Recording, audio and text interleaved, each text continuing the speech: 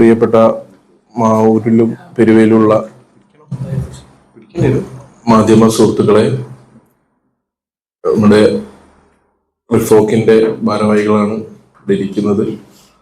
Secretary Shahul, secretariat member Sharif, vice president Rajesh Kumar, പിന്നെ ഞങ്ങളുടെ ഒരു സെക്രട്ടേറിയറ്റ് മെമ്പർ പുറത്തുണ്ട് ശ്രീജിത്ത് ഡോക്ടർ എന്നിവരാണ് ഭാരവാഹികളായിട്ട് ഇവിടെയുള്ളത്. പ്രധാനമായിട്ട് ഞങ്ങൾ വിളിച്ചു ചേർത്തത് ഞങ്ങളൊരു 2 പ്രധാനപ്പെട്ട കാര്യങ്ങൾ അനൗൺസ് ചെയ്യുക എന്നുള്ള രീതിയിലാണ്. ഒന്ന്, ഞങ്ങളുടെ ഒരു 10ാം വാർഷികം വരികയാണ് ഈ സെപ്റ്റംബറിനോട് കൂടിയിട്ട്. അതിൻ്റെ ഭാഗമായിട്ട് ഞങ്ങളൊരു പെരുവേല് മാവൂര് പഞ്ചായത്തിൽ പെട്ട വിദ്യാർത്ഥികൾക്ക് +2 കഴിഞ്ഞ് ഉന്നത വിദ്യാഭ്യാസത്തിന് പോകുന്നവർക്ക് 10 ലക്ഷം രൂപയുടെ വിദ്യാഭ്യാസ സ്കോളർഷിപ്പ് പദ്ധതി അനൗൺസ് ചെയ്യുകയാണ്. അതേപോലെ ഞങ്ങളുടെ 10ാം വാർഷികത്തിൽ ഞങ്ങളൊരു ടാഗ് ലൈനായിട്ട് കൂട്ടായ്മയുടെ കരുത്ത് കാരുണ്യത്തിന്റെ തണൽ എന്ന പേരിൽ ദുതി 10ാം വാർഷികത്തിന്റെ ഒരു പേരായിട്ട് ഞങ്ങൾ ഈ ഒരു വർഷത്തോളം ആഘോഷിക്കാൻ പോവുകയാണ്. അതിൻ്റെ ഭാഗമായിട്ട് മെഡിക്കൽ ക്യാമ്പുകൾ, ശുചീകരണ പ്രവർത്തനങ്ങൾ, അതുപോലൊരു സ്റ്റാർ പ്രൊജക്റ്റാണ് നമ്മൾ നേരത്തെ പറഞ്ഞ വിദ്യാഭ്യാസ സ്കോളർഷിപ്പ് പദ്ധതി. അത് വിശദീകരിക്കാനും ആയിട്ടാണ് നിങ്ങളെല്ലാവരും വിളിച്ചുകൂട്ടി പൊതുജനങ്ങളെ അറിയിക്കാമെന്ന് വിചാരിച്ചത്. ഞങ്ങൾ ചെറുപ്പ് ആസ്ഥാനമായി ഒരു സാമൂഹിക സാംസ്കാരിക സമൂഹ ജീവകാരുണ്യ പ്രവർത്തന മേഖലയിൽ വിദ്യാഭ്യാസത്തിനും ആരോഗ്യത്തിനും പ്രാധാന്യം നൽകി ഒരു ഏകദേശം 2 കോടിയോളം രൂപയുടെ സ്വാന്തന പ്രവർത്തനങ്ങൾ ഈ മേഖലയിൽ ഈ കാലയളവിൽ ചെലവഴിച്ചിട്ടുണ്ട്. അതിനു പുറമെ 2 വീടുകൾ, മറ്റു ശാക്തീകരണം ലക്ഷ്യമാക്കി സാമൂഹിക ഉന്നമന ക്ലാസ്സുകളൊക്കെ നടത്തി വരുന്നു. ഇത്രയൊക്കെയാണ് ഞങ്ങളുടെ പ്രൊജക്റ്റ്. ഇതിൻ്റെ കൂടുതൽ വിശദീകരണം നമ്മുടെ സെക്രട്ടറി നിങ്ങളോട് വിശദീകരിക്കും. ഞാൻ അദ്ദേഹത്തിന് കൈമാറുകയാണ്. ഏകദേശം 10 വർഷത്തോളമായി ചെറുപ്പയിലെയും പരിസര പ്രദേശങ്ങളിലെയും സാമൂഹിക സാംസ്കാരിക ജീവകാരുണ്യ പ്രവർത്തന മേഖലയിൽ സജീവമായി പ്രവർത്തിക്കുന്ന ഒരു സംഘടനയാണ് റിഫോക്ക്. നേരത്തെ പറഞ്ഞ പോലെ ഏകദേശം 2 കോടിയോളം രൂപ, നമുക്ക് അങ്ങനെ പറയുമ്പോൾ ചെറിയൊരു തുകയാണെങ്കിൽ പോലും ഈ വർഷത്തിന്റെ ഇടയ്ക്ക് 2 കോടിയോളം രൂപയുടെ വിവിധ സാമൂഹിക സാംസ്കാരിക ജീവകാരുണ്യ മേഖലയിൽ ഞങ്ങൾ വിനിയോഗിച്ചിട്ടുണ്ട്. അതൊക്കെ ഞങ്ങളുടെ മെമ്പർമാരുടെയും ഞങ്ങളെ ഗൾഫിലുള്ള ഞങ്ങളുടെ പ്രവർത്തകന്മാരുടെയും ഒക്കെ നാട്ടുകാരുടെയും സുമനസ്സുകളുടെ ഒക്കെ സഹായത്തോടു കൂടി തന്നെയാണ് ഞങ്ങളതൊക്കെ ഏറ്റെടുക്കുകയും വിജയിപ്പിക്കുകയും ചെയ്തിട്ടുള്ളത്. അതിനപ്പുറത്തേക്ക് ഞങ്ങൾ ഇപ്രാവശ്യം ഒന്നുകൂടെ കുറച്ചും കൂടെ വിദ്യാഭ്യാസ മേഖലയിൽ ഊന്നൽ നൽകിക്കൊണ്ട് ഞങ്ങളുടെ 10ാം വാർഷികത്തോടനുബന്ധിച്ച് ഞങ്ങൾ വളരെ അഭിമാനത്തോടു കൂടി തന്നെ ഞങ്ങൾ പ്രഖ്യാപിക്കുന്ന ഒരു പദ്ധതിയാണ് ഞങ്ങളുടെ വിദ്യാഭ്യാസ സ്കോളർഷിപ്പ് പദ്ധതി. വളരെ ഉന്നത വിജയം അല്ലെങ്കിൽ നല്ല മാർക്കോട് കൂടി പാസ്സായ ഒരു കുട്ടി, എന്നാൽ സാമ്പത്തികമായി പ്രയാസത്തിലുള്ള ഒരു കുട്ടി, ഈ കുട്ടികളെ മാത്രം ലക്ഷ്യം വെച്ചിട്ടാണ് നമ്മൾ ഈ ഒരു പദ്ധതി പ്രഖ്യാപിച്ചിട്ടുള്ളത്. അതായത് മാർക്ക് ഉണ്ടായിട്ട് പോലും തുടർ പഠനത്തിന് വേണ്ടി ബുദ്ധിമുട്ടുന്ന കുട്ടികൾ നമ്മുടെ മാവൂരോ അല്ലെങ്കിൽ പെരുവേൽ പഞ്ചായത്തിലോ ഉണ്ടാവരുത്. ഞങ്ങളുടെ ഒരു കൈക്കുമ്പിളിൽ ഒതുങ്ങുന്ന ഒരു മേഖലയാണ് ഞങ്ങളിപ്പോൾ ചൂസ് ചെയ്തിട്ടുള്ളത്. ഭാവിയിലേക്ക് അത് കുറച്ചുകൂടെ വ്യാപിപ്പിക്കാൻ പറ്റുമോ എന്നുള്ളത് ഞങ്ങൾ ആലോചിക്കുന്നുണ്ട്. നമ്മൾ ഫസ്റ്റത്തെ ടേമാണ് നമ്മൾ ഈ ഒരു പദ്ധതി പ്രഖ്യാപിക്കുന്നത്. ഏതെങ്കിലും രീതിയിൽ സാമ്പത്തികമായി ബുദ്ധിമുട്ടുള്ള +2 കഴിഞ്ഞ് ഉന്നത വിജയം കൈവരിച്ചിട്ടും തുടർ പഠനത്തിന് ബുദ്ധിമുട്ടുന്ന 10ഓളം കുട്ടികൾക്കുള്ള 4 വർഷത്തേക്കുള്ള സ്കോളർഷിപ്പാണ് ഞങ്ങൾ പ്രഖ്യാപിച്ചിട്ടുള്ളത്. അതായത് ഒരു കുട്ടിക്ക് 20,000 രൂപ ഒരു വർഷത്തേക്ക് കിട്ടത്തക്ക രീതിയിലാണ് ഞങ്ങൾ ആ പദ്ധതി ആവിഷ്കരിച്ചിട്ടുള്ളത്. രണ്ടാമത് 40ഓളം ഈ +2 റിസൾട്ടിൽ നല്ല ഹയസ്റ്റ് മാർക്ക് കിട്ടിയ മെറിറ്റിലുള്ള നല്ല മാർക്ക് കിട്ടിയ 40ഓളം കുട്ടികൾക്കുള്ള ഒരു 1 ടൈം സ്കോളർഷിപ്പ് 40 കുട്ടികൾക്ക് കൊടുക്കാനും ഞങ്ങൾ ഉദ്ദേശിക്കുന്നുണ്ട്. കൃത്യമായും വളരെ സുതാര്യമായി തന്നെ ഞങ്ങൾ ആരുടെയും റെക്കമെൻഡോ അല്ലെങ്കിൽ ആരുടെയെങ്കിലും റെക്കമെൻഡോട് കൂടി ആർക്കെങ്കിലും ഈ ഒരു പദ്ധതിയിൽ ഉൾപ്പെടുത്താനോ കഴിയാത്ത വിധം നമ്മുടെ നാട്ടിലുള്ള സർക്കാർ ഉദ്യോഗസ്ഥന്മാര്, അതേപോലെ വിദ്യാഭ്യാസ പ്രവർത്തകന്മാർ, നമ്മുടെ ടീച്ചേഴ്സ്, പ്രിൻസിപ്പളായിട്ട് വിരമിച്ച ആളുകൾ, അങ്ങനെ 6 അംഗ കമ്മിറ്റി, ഞങ്ങളടങ്ങുന്ന പുറത്തുനിന്നുള്ള 6 അംഗ കമ്മിറ്റിയാണ് ഈ കുട്ടികളെ സ്ക്രൂട്ടനൈസ് ചെയ്ത് അവരെ തിരഞ്ഞെടുക്കുന്നത്. അവരിൽ നിന്ന് അപേക്ഷ ക്ഷണിക്കും. അവരെ അപേക്ഷ കിട്ടിയതിനു ശേഷം ഞങ്ങളത് സ്ക്രൂട്ടനൈസ് ചെയ്യും. അതിൽ നിന്നും തിരഞ്ഞെടുക്കുന്ന കുട്ടികൾക്കാണ് നമ്മൾ ഈ വിദ്യാഭ്യാസ പദ്ധതി കൊണ്ട് ഗുണം കിട്ടാൻ പോകുന്നത്. അപ്പോൾ ഇത്തരത്തിൽ വലിയൊരു പദ്ധതിയാണ്. മറ്റുള്ളവർക്കൊക്കെ പ്രചോദനമാകാവുന്ന ഓരോ മേഖലയിലുള്ള നമ്മുടെ നാട്ടിൽ തന്നെയുള്ള വിവിധ മേഖലയിൽ പ്രവർത്തിക്കുന്ന സംഘടനകളൊക്കെ ഉണ്ട്. അവർക്കൊക്കെ പ്രചോദനമാകാവുന്ന ഒരു പദ്ധതി എന്നുള്ള നിലക്കാണ് നിങ്ങളൊക്കെ വിളിച്ച് ഈ കാര്യം പൊതുസമൂഹത്തിന് മുമ്പിൽ പറയണമെന്ന് തോന്നിയത് കൊണ്ടാണ് ഇത്തരത്തിലൊരു പ്രസ് മീറ്റ് ഞങ്ങൾ സംഘടിപ്പിച്ചിട്ടുള്ളത്. വിദ്യാഭ്യാസ പദ്ധതിയുമായി ബന്ധപ്പെട്ടിട്ട് ഇത്രയാണ് ഇതിന്റെ കാര്യങ്ങൾ ഞങ്ങളോട് സൂചിപ്പിക്കാനുള്ളത്. പിന്നെ അതുപോലെ തന്നെ ഞങ്ങൾ ഇന്ത്യയുടെ കാലത്ത് വിവിധ രീതിയിൽ ആളുകളെ പാർശ്വവൽക്കരിക്കപ്പെടുക അല്ലെങ്കിൽ വിഭാഗീയത സൃഷ്ടിക്കപ്പെടുന്ന രീതിയിൽ മുന്നോട്ട് പോകുന്ന ഈ കാലത്ത് ചെറുപ്പയിൽ ഏകദേശം 85ഓളം ആളുകളെ ഉൾപ്പെടുത്തിക്കൊണ്ട് വിവിധ രാഷ്ട്രീയ സാമൂഹിക മേഖലയിലുള്ളവരെ ജാതി മത ലിംഗഭേദ വ്യത്യാസമില്ലാതെ എല്ലാവരെയും ഉൾപ്പെടുത്തിക്കൊണ്ട് മുന്നോട്ട് പോകുന്ന സംഘടനയാണ് ഞങ്ങളുടേത് റിഫോക്ക്. അതേപോലെ തന്നെ ഞങ്ങളുടെ കൂട്ടത്തിൽ എഞ്ചിനീയേഴ്സ്, ഡോക്ടേഴ്സ്, പ്രൊഫസർമാർ ഇവരൊക്കെ ഞങ്ങളെ മെമ്പർമാരാണ്. അതേപോലെ തന്നെ ദൈനംദിനം കൂലിക്ക് പോയി ജീവിക്കുന്ന ആളും നമ്മുടെ കൂട്ടത്തിലുണ്ട്. ഒരു വൈറ്റ് കോളർ സംഘടന എന്നതിൻ്റെ അപ്പുറത്തേക്ക് എല്ലാവരെയും ചേർത്ത് പിടിക്കുക എന്നുള്ളതാണ് ഞങ്ങളുടെ ലക്ഷ്യം. അത് ഞങ്ങളുടെ പ്രവർത്തനത്തിലൊക്കെ ഞങ്ങളത് കാഴ്ചവെക്കാറുമുണ്ട്. ആരെങ്കിലും എന്തിൻ്റെങ്കിലും പേരിൽ കൂടുതൽ അടുക്കുകയോ അല്ലെങ്കിൽ ഇന്നതിൻ്റെ പേരിൽ അയാളെ ഒഴിവാക്കുകയോ ചെയ്യാതെ ലക്ഷ്യം അയാൾക്ക് എന്തെങ്കിലും ഒരു ബുദ്ധിമുട്ടുണ്ടെങ്കിൽ ആ ബുദ്ധിമുട്ട് പരിഹരിക്കുന്ന രീതിയിൽ അയാൾ ഏതിൽ പെട്ടതാണ് എന്നുള്ളതിനപ്പുറത്തേക്ക് അയാൾ അത് അർഹിക്കുന്നുണ്ടോ എന്നുള്ളത് നോക്കിയിട്ടാണ് ഞങ്ങൾ ഈ രീതിയിലുള്ള ചാരിറ്റി അല്ലെങ്കിൽ ജീവകാരുണ്യ പ്രവർത്തനങ്ങളൊക്കെ ചെയ്തു പോന്നിട്ടുള്ളത്. അതിൻ്റെ അപ്പുറത്തേക്കുള്ള ഒരു പുതിയൊരു സ്റ്റെപ്പാണ് ഞങ്ങൾ ഇപ്പോൾ ഈ പ്രസ് മീറ്റിലൂടെ പ്രഖ്യാപിച്ച വിദ്യാഭ്യാസ പദ്ധതി. അതേപോലെ തന്നെയാണ് ഞങ്ങളെ 10ാം വാർഷികത്തോടനുബന്ധിച്ച് ഞങ്ങൾ ദ്യുതി എന്ന് നാമകരണം ചെയ്തുകൊണ്ട് ഞങ്ങൾ വിവിധ പദ്ധതികൾ പ്രഖ്യാപിച്ചിട്ടുണ്ട്. അതിൽ പെട്ട ഒന്നാണ് നമ്മുടെ വിദ്യാഭ്യാസ പദ്ധതി. പിന്നെ ഞങ്ങളെ ചെറുപ്പയിലും പരിസര പ്രദേശങ്ങളിലുള്ള മുഴുവൻ ആളുകളെയും ഉൾപ്പെടുത്തിക്കൊണ്ട് ഒരു മെഡിക്കൽ ക്യാമ്പ്, അത് അവർക്ക് ഗുണപ്രദകരമാവുന്ന രീതിയിൽ ചെയ്തുകൊണ്ട് തന്നെ നമ്മൾ വെറുതെ ഒരു ഔപചാരികതയ്ക്ക് വേണ്ടി എന്തെങ്കിലും ചെയ്യുന്നതിന്റെ അപ്പുറത്തേക്ക് അവർക്കൊക്കെ എന്തെങ്കിലും ഒരു ഗുണം കിട്ടുന്ന രീതിയിൽ ചെയ്യാൻ ഞങ്ങളെ വളരെ വിപുലമായിട്ട് തന്നെ അതിനെക്കുറിച്ച് ആലോചിക്കുന്നുണ്ട്.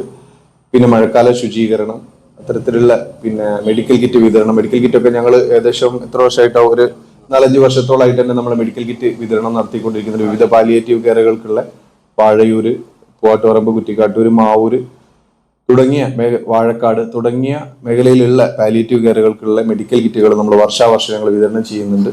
അപ്പം ഇത്രയാണ് നമ്മുടെ സംഘടന ഇതുവരെ ചെയ്തു പോകുന്നതുമായിട്ട് ബന്ധപ്പെട്ടുള്ള കാര്യങ്ങൾ നിങ്ങളുടെ മുമ്പിൽ പറയാനുള്ളത്. ഇനി നിങ്ങൾക്ക് എന്തെങ്കിലും ചോദിക്കാനുണ്ടെങ്കിൽ, എന്തെങ്കിലും സംശയങ്ങളുണ്ടെങ്കിൽ നമുക്കത് ക്ലിയർ ചെയ്യാം.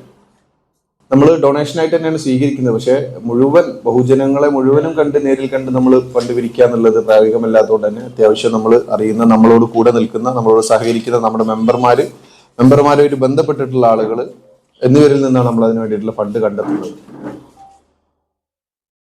നേരെ മറിച്ച് നമ്മുടെ സ്കോളർഷിപ്പ് എന്ന് പറയുന്നത് മാർക്ക് മാത്രമല്ല മാനദണ്ഡം. നല്ല മാർക്കുള്ള കുട്ടി എന്നാൽ സാമ്പത്തികമായി പിന്നോക്കം നിൽക്കുന്നുണ്ടോ എന്നുള്ളതും കൂടെ അന്വേഷിച്ചിട്ടാണ് അവർക്ക് കൊടുക്കുന്നത്. അവർക്ക് 4 വർഷത്തേക്കാണ് നമ്മൾ സ്കോളർഷിപ്പ് കൊടുക്കുന്നത്. അതായത് ഇപ്പം +2 പാസ്സായി ഹയർ സ്റ്റഡീസിന് പോകുന്ന കുട്ടികൾ, ആ കുട്ടിക്ക് 4 വർഷത്തേക്ക് ഓരോ വർഷത്തേക്ക് 20,000 രൂപ വെച്ചിട്ട് 4 വർഷം വരെ അവർക്കുള്ള സ്കോളർഷിപ്പ് ഞങ്ങൾ കൊടുക്കാൻ വിചാരിക്കുന്നുണ്ട്.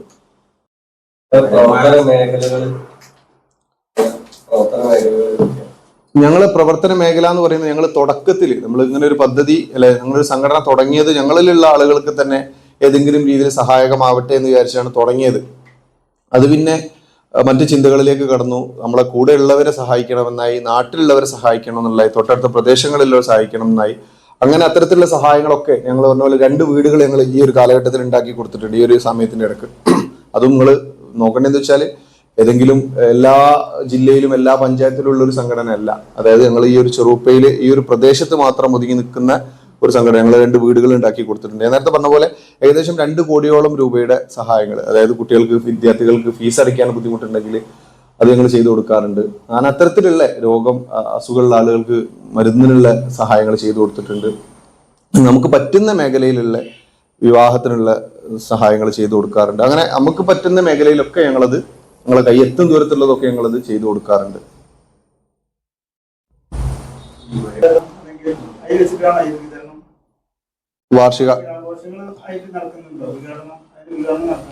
വാർഷികാഘോഷം ഉണ്ടാവും. പക്ഷെ അതിൽ ഞങ്ങൾക്ക് നമ്മുടെ ഒരു മെഡിക്കൽ കിറ്റിന്റെ ഉദ്ഘാടനം കൂടെ ചെയ്യാനുണ്ട്. അപ്പൊ ഏതിലാണ് അത് എത്താന്നുള്ളത് നോക്കിയിട്ട് അനുസരിച്ചിട്ട് ചെയ്യാന്നുള്ളതാണ്. ഈ പാലിയേറ്റീവിനുള്ള മെഡിക്കൽ കിറ്റുകൾ വിതരണം ചെയ്യാനും കൂടെ അതിന്റെ ഇടയിലുണ്ട്. അപ്പൊ ഏത് പദ്ധതിയിൽ ഉൾപ്പെടുത്തിയിട്ടാണെന്നുള്ളത് നോക്കിയിട്ട് ചെയ്യാന്നാണ് വിചാരിച്ചത്. ഞങ്ങൾ ഈ ഒരു 5 ദിവസത്തിന്റെ ഉള്ളിൽ തന്നെ ഈ ഒരു അപേക്ഷ ക്ഷണിക്കും. ഓൺലൈനായിട്ട് തന്നെ നാളെ തന്നെ പ്രഖ്യാപിക്കും അല്ലെ? നാളെ തന്നെ ഞങ്ങൾ അതിന്റെ അപേക്ഷ ക്ഷണിക്കുന്ന പദ്ധതികൾ നാളെ തന്നെ കഴിയും. അത് കഴിഞ്ഞ് ചുരുങ്ങിയ ദിവസത്തിനുള്ളിൽ തന്നെ അപേക്ഷത്തിന്റെ ഡേറ്റ് ക്ലോസ് ചെയ്തതിനു ശേഷം നമ്മൾ ആ ഒരു അപേക്ഷ ഏകദേശം ജൂലൈ 10 കൂടി ഞങ്ങൾ അപേക്ഷ ക്ഷണിക്കുന്നത് നിർത്തിയ ശേഷം നമ്മൾ സ്ക്രൂട്ടനൈസ് ചെയ്തതിനു ശേഷമായിരിക്കും കുട്ടികളെ തെരഞ്ഞെടുക്കുക.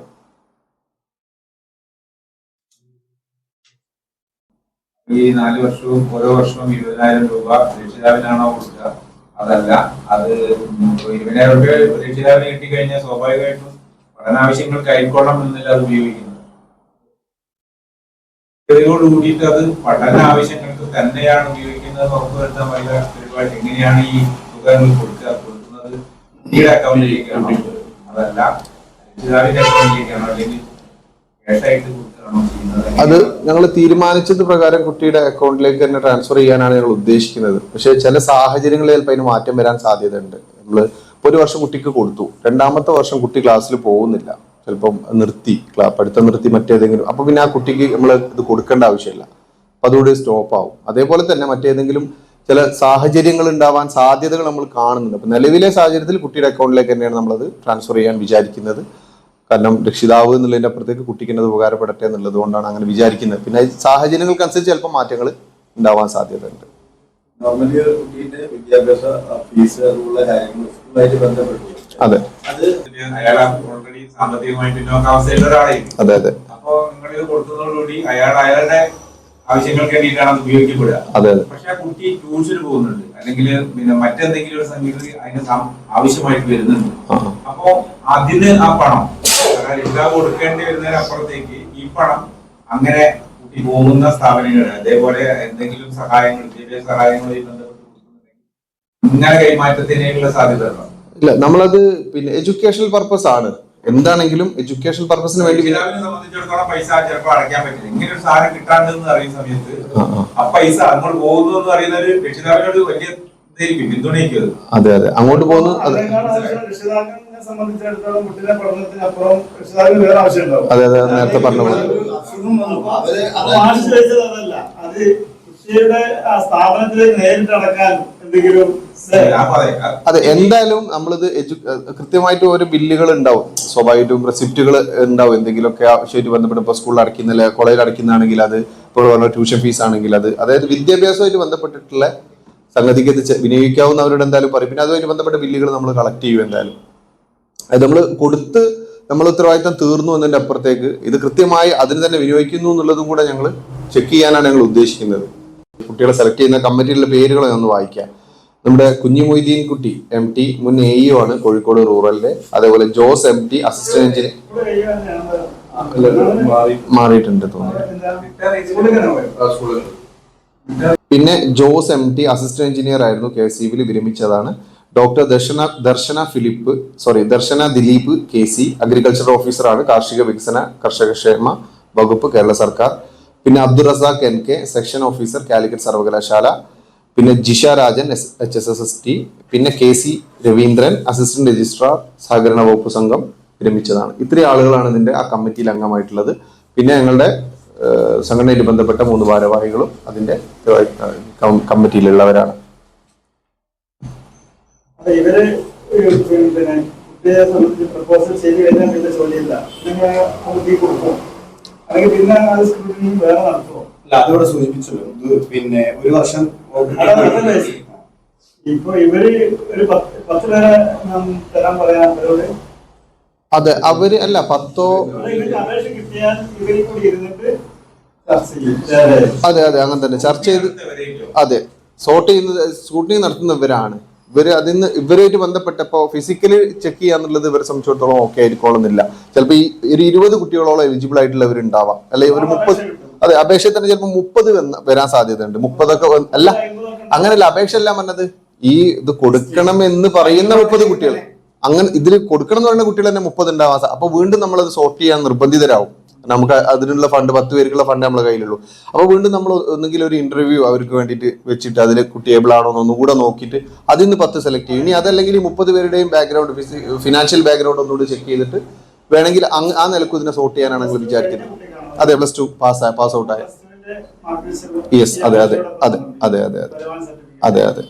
എന്തൊക്കെയാണ് വേണ്ടത് എന്നുള്ളത് അതെ അതെ. ഇതില് അപേക്ഷിക്കാവുന്നവര് ഫുള്ള് പറയാലോ അല്ലെ. അപേക്ഷിക്കാവുന്നത് 2026 മാർച്ചിൽ +2 വിജയിച്ച വിദ്യാർത്ഥികളാണ്. അംഗീകൃത സ്ഥാപനങ്ങളിൽ UG കോഴ്സുകളിൽ പ്രവേശനം നേടിയവർ, മാവൂർ പെരുവേൽ പഞ്ചായത്തുകളിലെ സ്ഥിരതാമസക്കാർ, മികച്ച അക്കാദമിക് നിലവാരവും സാമ്പത്തിക സാമൂഹിക സഹായം ആവശ്യമുള്ളവർ. ഇത്രയാണ് അതിന്റെ പ്രധാനപ്പെട്ട മാനദണ്ഡങ്ങൾ. പിന്നെ അതിനുശേഷം ആവശ്യമായ രേഖകൾ: passport size photo, SSLC +2 mark list, admission fees രസീത്, വരുമാന certificate, Aadhaar or ID card, bank passbook copy, താമസ സർട്ടിഫിക്കറ്റ്, മറ്റു അനുബന്ധ രേഖകൾ. ബാധകമാണെങ്കിൽ നമ്മൾ ചോദിക്കുന്നവർക്ക് എന്തെങ്കിലും വേണമെന്ന് പറയുകയാണെങ്കിൽ അഡീഷണൽ രേഖകൾ. ഇത്രയാണ്. ഇതിപ്പോ അപേക്ഷ 18 ജൂണാണ്. നാളെ മുതൽ ഇതിന്റെ അപേക്ഷ ഞങ്ങൾ ക്ഷണിച്ചു തുടങ്ങും. അപേക്ഷ സമർപ്പിക്കാനുള്ള അവസാന തീയതി ജൂലൈ